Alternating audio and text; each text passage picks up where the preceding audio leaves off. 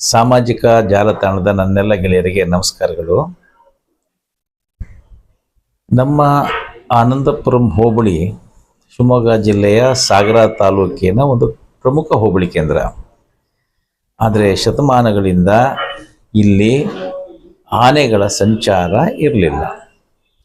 ಕಳೆದ ವರ್ಷ ಕೆಂಚನಾಲ ಅಂತ ಹೊಸನಗರ ತಾಲೂಕಿನ ಒಂದು ಗ್ರಾಮ ಪಂಚಾಯತ್ ಕೇಂದ್ರ ರಿಪ್ಪನ್ಪೇಟೆಯಿಂದ ಮುಂದಿದೆ. ಅಲ್ಲಿ ಪ್ರಾರಂಭವಾದಂಥ ಆನೆ ಸಂಚಾರ ಮೊದಲು ಕಾಣಿಸ್ಕೊಂತು. ನಂತರ ಅದು ಅಲ್ಲಿಂದ ಆಲವಳ್ಳಿ, ಕಮದೂರು, ಹಾಗೆ ಅದು ಸೀದಾ ಗಿಳಾಲ್ಗುಂಡಿ, ಪತ್ರೆಹೊಂಡ, ಅಲ್ಲಿಂದ ನಮ್ಮ ಒಂದು ಡ್ಯಾಮ್ ಇದೆ, ಇಲ್ಲೊಂದು ನೀರಾವರಿ ಡ್ಯಾಮ್, ಅಲ್ಲಿಂದ ಉದನೂರು, ಹೊಸಕೊಪ್ಪ, ಕಣ್ಣೂರು, ಹಿರಿಯರ್ಕ, ಬೈರಾಪುರ ಮತ್ತು ಅಂಬ್ಲಿಗೋಳದ ಡ್ಯಾಮಿನ ಹಿನ್ನೂರಿನ ಪ್ರದೇಶ ತನಕ ಸಾಗೋಗಿತ್ತು. ಸುಮಾರು 3 ಆನೆಗಳು, ಪ್ರಾರಂಭದಲ್ಲಿ 5 ಆನೆಗಳಿತ್ತು. ಒಂದು ತಾಯಿ, ಒಂದು ಮರಿ ಆನೆ. ಬಹುಶಃ ಆನೆಗಳಲ್ಲಿ ಆ ತಂಡದ ನಾಯಕ ಹೆಣ್ಣಾನೆನೇ ಆಗಿರೋದ್ರಿಂದ ಆ ಆನೆ ಆಗಿರಬೇಕು.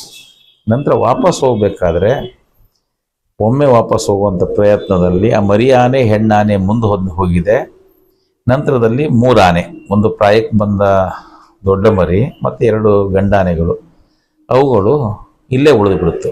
ಯಾಕೆ ಉಳಿತು ಅಂತೇಳಿದರೆ, ಇವತ್ತು ಈ ಆನೆಗಳ ಓಡಾಟದ ಒಂದು ಪ್ರದೇಶವನ್ನು ನೋಡಿದರೆ ಅದು ಅರಸಾಳಿನ ಸರ್ವೆ ನಂಬರ್ 116ನಲ್ಲಿ ಅಲ್ಲೊಂದು ಕೆರೆ ಇದೆ. ಆ ಕೆರೆ ಆಲವಳ್ಳಿ, ಕಮದೂರಿನ ಮೇಲಿನ ಕಾಡು ಸಿದ್ದೇಶ್ವರ ಗುಡಿ ಹತ್ರ ಆ ಕೆರೆ ಇದೆ. ಅದು ದಟ್ಟ ಅರಣ್ಯದ ಮಧ್ಯೆ ಇರೋಂಥ ತೋಟದ ಕೆರೆ ಅಂತ. ಆ ತೋಟದ ಕೆರೆ ವರ್ಷ ಪೂರ್ತಿ ನೀರಿರುತ್ತೆ. ಈ ವರ್ಷ ಆನೆ ಕೂಡ ಅದೇ ಪ್ರದೇಶಕ್ಕೆ ಬಂದಿರೋದ್ರಿಂದ ಕಳೆದ ವರ್ಷ ಡಿಸೆಂಬರ್ ತಿಂಗಳಲ್ಲೇ ಬಂತು, ಈ ವರ್ಷ ಡಿಸೆಂಬರ್ ತಿಂಗಳಲ್ಲೇ ಬಂತು. ಆ ಪ್ರದೇಶದಲ್ಲಿ ಅದು ಆನೆಗಳ ಪ್ರವೇಶ ದ್ವಾರ ಅಂತ ನಾವು ತಿಳ್ಕೊಬೋದು. ಆ ಪ್ರದೇಶದಿಂದ ಆನೆಗಳು ವಾಪಸ್ ಹೋಗೋ ಸಂದರ್ಭದಲ್ಲಿ ಮಧ್ಯದಲ್ಲಿ ರೈತರಿಗೆ ಪಟಾಕಿಗಳನ್ನು ಸಿಡಿಸ್ಲಿಕ್ಕೆ ಕೊಟ್ಟಿದ್ರು, ಅವ್ರ ಬೆಳೆ ರಕ್ಷಣೆಗೋಸ್ಕರ. ಅರಣ್ಯ ಇಲಾಖೆಯವರು ರೈತರದನ್ನು ಸಿಡಿಸಿದಾಗ ಈ ತಾಯಿ ಮತ್ತು ಮಗು ಇರುವಂಥ ಹೆಣ್ಣಾನೆ ಅದರಿಂದ ದಾಟಿ ಹೋಗಿತ್ತು. ಉಳಿದ ಆನೆಗಳು ಮತ್ತೆ ವಾಪಸ್ ಈ ಪ್ರದೇಶಕ್ಕೆ ಬಂತು. ಈ ಪ್ರದೇಶದಲ್ಲಿ ಸುಮಾರು 80 ದಿನಗಳ ಕಾಲ, ಕೆಲವರು ಹೇಳ್ತಾರೆ 60 ದಿನ ಅಂತ, 80 ದಿನ ಇರ್ಬೋದು, ಆ ಅವಧಿನಲ್ಲಿ ಆನೆಗಳು ಇದೇ ಪ್ರದೇಶದಲ್ಲಿ ಓಡಾಟ ಪ್ರಾರಂಭ ಮಾಡಿತ್ತು. ಪುಣ್ಯಕ್ಕೆ ಎಲ್ಲೂ ಆನೆ ಮತ್ತು ಮಾನವ ಸಂಘರ್ಷಗಳು ಆಗಲಿಲ್ಲ, ಫಸಲು ನಷ್ಟವೂ ಕೂಡ ಆಗಲಿಲ್ಲ. ಆದರೆ ಆನೆಗಳು ಯಾಕೆ ಹೀಗೆ ಬರ್ತದೆ? ಆನೆಗಳು ಒಂದು ಸ್ಥಳದಿಂದ ಮತ್ತೊಂದು ಸ್ಥಳಕ್ಕೆ ಸಂಚರಿಸುತ್ತವೆ. ಆಹಾರ, ನೀರು ಸೇರಿದಂತೆ ಹಲವು ಕಾರಣಗಳಿಂದ ಆನೆಗಳು ಆವಾಸ ಸ್ಥಾನ ಬದಲಾಯಿಸ್ತಾ ಇರ್ತದಂತೆ. ಆನೆಗಳು ತಮ್ಮ ವಾಸಸ್ಥಳವನ್ನು ಬದಲಿಸುವ ಮಾರ್ಗವನ್ನು ತಲತಲಾಂತರದಲ್ಲಿ ನೆನಪಿಟ್ಕೊಳ್ಳುವಂಥ ಶಕ್ತಿ ಅವುಗಳಿಗಿದೆ. ಈ ರೀತಿ ಆನೆಗಳು ವಾಸಸ್ಥಳ ಬದಲಾಯಿಸಿ ನಿರ್ದಿಷ್ಟ ಮಾರ್ಗವನ್ನು ಅನುಸರಿಸುತ್ತದಲ್ಲ, ಆ ಮಾರ್ಗವನ್ನೇ ಆನೆ ಕಾರಿಡಾರ್ ಅಂತ ಹೇಳುತ್ತಾರೆ. ಬಹುಶಃ ನಮ್ಮ ಆನಂದಪುರಂನ ಆನೆ ಕಾರಿಡಾರ್, ಈ ಹೊಸ ಕಾರಿಡಾರ್ ಆನೆಗಳು ಬಳಸ್ಕೊಳ್ತಾ ಅಂತ ನಾವು ಕಳೆದ ವರ್ಷದಿಂದ ಅಬ್ಸರ್ವೇಷನ್ ಇತ್ತು. ಕೆಲವು ತಜ್ಞರು ಏನು ಹೇಳಿದರು ಅಂದರೆ, ಈ ವರ್ಷ ಮತ್ತೆ ನಿಮ್ಮ ಪ್ರದೇಶಕ್ಕೆ ಆನೆಗಳು ಬರುತ್ತೆ ಅಂತ ಹೇಳಿದರು. ಅದೇ ರೀತಿ ಈಗ ಆನೆಗಳು ಇದೇ ತಿಂಗಳು ಡಿಸೆಂಬರಲ್ಲಿ 2023 ಬಂತು, 2024ಕ್ಕೆ ಆನೆಗಳು ಬಂದಿದೆ.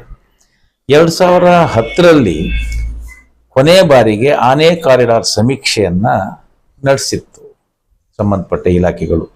2010ರಲ್ಲಿ ದೇಶಾದ್ಯಂತ 82 ಆನೆ ಕಾರಿಡಾರ್ಗಳನ್ನು ಗುರುತು ಮಾಡಿದರು. ಅದು ಇಲ್ಲಿ ತನಕ ಅದರಲ್ಲಿ 74 ಆನೆ ಕಾರಿಡಾರ್ಗಳು ಸಕ್ರಿಯವಾಗಿದೆ. ಅಂದರೆ ಹೆಚ್ಚಿಗೆ 90 ಭಾಗ ಆನೆ ಕಾರಿಡಾರ್ಗಳು ಬದಲಾಯಿಸಲ್ಲ.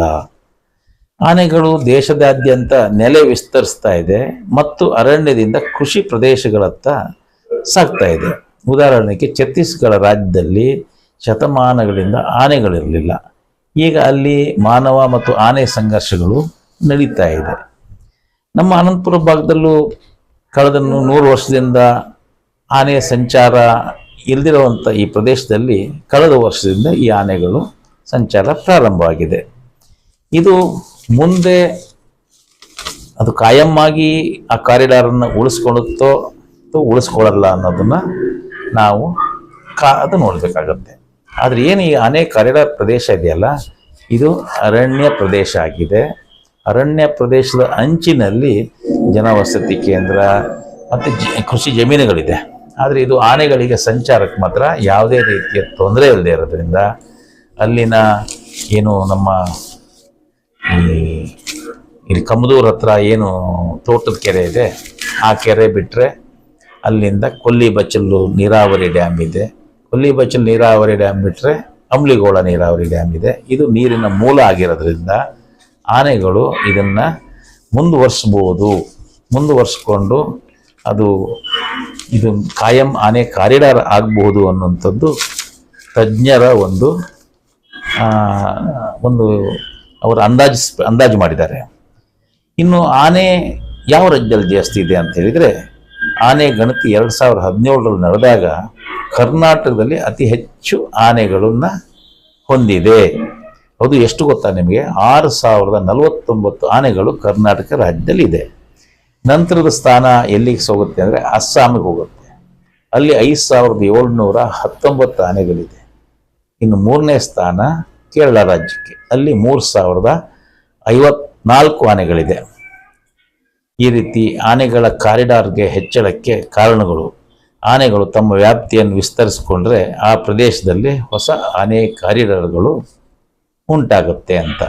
ಇದು ಆನಂದಪುರಂ ಆನೆ ಕಾರಿಡಾರ್ ಅಂತ ನಾನು ಹೆಸರಿಟ್ಟೆ. ಈ ಆನಂದಪುರಂ ಆನೆ ಕಾರಿಡಾರ್ ಹೊಸ ಆನೆ ಕಾರಿಡಾರ್ ಆಗುವ ಎಲ್ಲ ಸಾಧ್ಯತೆಗಳಿದೆ. ಇನ್ನಿಲ್ಲಿ ಇದರಿಂದ ನಾವೇನು ಮಾಡಬೇಕು? ಭಾಳಷ್ಟು ಜನ ಆನೆಗಳನ್ನು ಸ್ಥಳಾಂತರ ಮಾಡಬೇಕು, ಪಟಾಕಿ ಹೊಡೆದು ಓಡಿಸ್ಬೇಕು.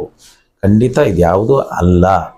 ಇವತ್ತು ನಾವು ಆನೆಗಳ ಜೊತೆ ಮಾನವ ಸಹಬಾಳ್ವೆ ಮಾಡಬೇಕಾದಂಥ ಅವಶ್ಯಕತೆ ನಮ್ಮಲ್ಲಿ ಕಂಡು ಬರ್ತದೆ. ಅದಕ್ಕೆ ಕೆಲವು ತಜ್ಞರು ಕೂಡ ಹೇಳ್ತಾರೆ, ಆನೆಗಳು ಯಾವ ನಿರ್ದಿಷ್ಟ ಕಾಲದಲ್ಲಿ ಆ ಮಾರ್ಗದಲ್ಲಿ ಸಾಗುತ್ತೆ, ಆ ಸಂದರ್ಭದಲ್ಲಿ ಅಲ್ಲಿನ ಸ್ಥಳೀಯರಿಗೆ ನಾವು ಮಾಹಿತಿಯನ್ನು ಕೊಡೋ ಕೆಲಸ ಮಾಡಬೇಕಾಗತ್ತೆ.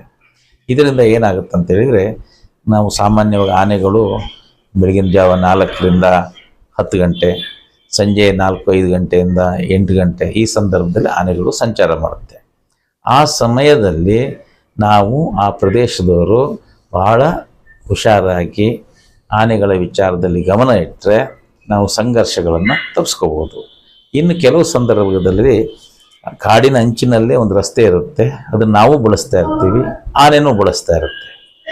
ಆನೆಗೆ ಈ ಸಮಯ, ಆನೆ ಸಂಚರಿಸೋ ಸಮಯದಲ್ಲಿ ನಾವು ಏನಾದ್ರು ಮಾನವ ಬಂದರೆ ಅವು ಏನು ತಿಳ್ಕೊಳ್ತಾವೆ ಅಂದರೆ, ನನ್ನ ರಸ್ತೆಯಲ್ಲಿ ಇವನು ಬಂದ ಅಂತ. ಆ ರಸ್ತೆ ನಮಗೆ ಮಾಡಿರ್ಬೋದು, ಬಟ್ ಆನೆ ಏನು ತಿಳ್ಕೊಳ್ತಂದರೆ ಆ ರಸ್ತೆ ನಮ್ಮದು, ಈ ಮಾರ್ಗದಲ್ಲಿ ಇವನು ಬಂದ ಅಂತ ಅದು ಆಕ್ರೋಶಗೊಂಡು ಹಲ್ಲೆಗೆ, ಪ್ರಾಣಹತ್ಯೆಗೆ ಕಾರಣ ಆಗ್ಬೋದು. ಹಾಗಾಗಿ ನಾವು ಈ ಒಂದು ಸಂದರ್ಭದಲ್ಲಿ ಬಹಳ ಗಮನವಿಟ್ಟು ಆನೆಗಳ ಸಂಚಾರದ ಸಮಯವನ್ನು ಗಮನವಿಟ್ಟು ನೋಡಿದರೆ, ಅನುಸರಿಸಿದರೆ ಆನೆಯ ಜೊತೆ ಸಂಘರ್ಷಗಳು ಉಂಟಾಗಲ್ಲ ಮತ್ತು ಆನೆಯ ಕಾರಿಡಾರ್ಗಳು ಹೀಗೆ ಉಳಿತದೆ. ನಮಗೂ ಆನೆಗೂ ಯಾವುದೇ ರೀತಿ ತೊಂದರೆ ಆಗಲ್ಲ. ಹಾಗಾಗಿ ನಾವು ಆನೆಗಳ ಜೊತೆಯಲ್ಲಿ ಸಹಬಾಳ್ವೆ ಮಾಡುವಂಥ ಕಾಲ ಮುಂದಿನ ದಿನಗಳಲ್ಲಿ ನಮ್ಮ ಆನಂದಪುರಂ ಭಾಗದಲ್ಲಿ ಬರುವ ಸಾಧ್ಯತೆಗಳಿದೆ. ಮತ್ತು ಯಾವುದೇ ಕಾರಣಕ್ಕೂ ಪಟಾಕಿ ಸಿಡಿಸುವಂಥದ್ದು, ಅವುಗಳಿಗೆ ಗಾಬರಿ ಮಾಡುವಂಥದ್ದು ಇವುಗಳನ್ನು ನಾವು ಮಾಡಬಾರ್ದು. ಇನ್ನು ನಮ್ಮ ಶಿವಮೊಗ್ಗ ಜಿಲ್ಲೆನಲ್ಲೇ 500 ಸಮೀಪದಲ್ಲಿ ಸುಮಾರು ಆನೆಗಳು ಸತ್ತೋಯ್ತು. 2 ವರ್ಷದ ಹಿಂದೆ 1-2 ಆನೆ ಸತ್ತೋಯ್ತು, ಈ ವರ್ಷ 1 ಆನೆ ಸತ್ತೋಯ್ತು, ಇನ್ನೊಂದು ಅಗಳಲ್ಲಿ ಬಿದ್ದು ಸತ್ತೋಯ್ತು. ಈ ರೀತಿ ಹೇಳ್ತಾರೆ, ಅದೇನಂತ ಗೊತ್ತಿಲ್ಲ. ಆದರೆ ಅವುಗಳಲ್ಲಿ ಆನೆಗಳು ಸಾಯ್ಲಿಕ್ಕೆ ಕಾರಣ ರೈತರು ತಮ್ಮ ಕೃಷಿ ಜಮೀನಿಗೆ, ಬೇಲಿಗಳಿಗೆ ವಿದ್ಯುತ್ ಹಾಯಿಸಿರೋದು ಕಾರಣ ಅಂತ ಕೂಡ ತಿಳಿದು ಬಂದಿದೆ. ಅದು ಕೇಸು, ಕಾನೂನು ಅವೆಲ್ಲ ನಡೀತದೆ. ಅದು ನಮ್ಮ ಭಾಗ, ಆನಂದಪುರ ಭಾಗದ ಏನು ಈ ಪ್ರದೇಶದಲ್ಲಿ ಆನೆಗಳು ಸಂಚರಿಸುತ್ತೆ ಆ ಭಾಗದ ರೈತರಿಗೆ ನನ್ನ ವಿನಂತಿ ಇಷ್ಟೇ, ಯಾವ ಕಾರಣಕ್ಕೂ ತಾವು ನಿಮ್ಮ ಕೃಷಿ ಜಮೀನುಗಳಿಗೆ ವಿದ್ಯುತ್ ಬೇಲಿಗಳನ್ನು ಅಳವಡಿಸಬೇಡಿ. ಅದು ಅಕ್ರಮ, ಕಾನೂನು ಬಾಹಿರ. ಇಂಥದ್ದೇನಾದ್ರು ಅಪಘಾತ, ಅವಘಡ ನಡೆದರೆ ನೀವು ಜೀವಮಾನ ಪೂರ್ತಿ ಅದನ್ನು ಅನುಭವಿಸ್ಬೇಕಾಗತ್ತೆ ಅನ್ನೋದು ಕೂಡ ನೆನಪಿಟ್ಕೊಳ್ಳಿ ಅಂತ ಹೇಳ್ತಾ ಈ ವಿಡಿಯೋವನ್ನು ಹೆಚ್ಚು ಜನರಿಗೆ ಶೇರ್ ಮಾಡಿ ನಮ್ಮ ಭಾಗದ ಜನ ಜಾಗೃತರಾಗಿರಲಿ ಅನ್ನೋದು ಕೂಡ ಹೇಳ್ತಾ, ಈ ಆನೆ ಕಾರಿಡಾರ್ನ ಈ ವಿಚಾರದ ಬಗ್ಗೆ ಇದಿಷ್ಟು ಮಾಹಿತಿಯನ್ನು ತಮ್ಮ ಹಂಚಿಕೊಡ್ಲಿಕ್ಕೆ ನಾನು ಸಂತೋಷ ಪಡ್ತೇನೆ. ಮುಂದಿನ ದಿನದಲ್ಲಿ ಇನ್ನೂ ಹೆಚ್ಚಿನ ವಿಷಯಗಳನ್ನು ನಾವು ಚರ್ಚೆ ಮಾಡೋಣ. ನಮಸ್ಕಾರ.